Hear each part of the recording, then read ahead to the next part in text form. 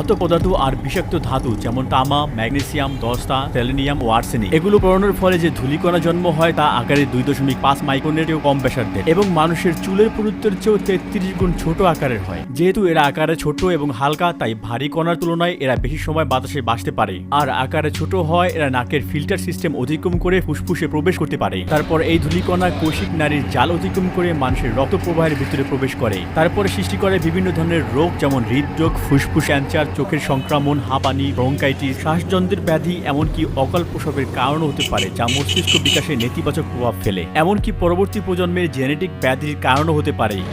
অসম্ভব খারাপ দুর্গন্ধ ছড়াচ্ছে, অনেক খারাপ দুর্গন্ধ ছড়াচ্ছে এখানে,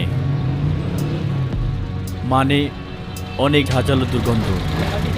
সর্বত্রই মাছি উড়ে বেড়াচ্ছে, এগুলো আমাদের যে কারো মুখে ঢুকতে পারে, তাই আমরা কখনোই মাস্ক খোলার দুঃসাহস করি না। মহামারী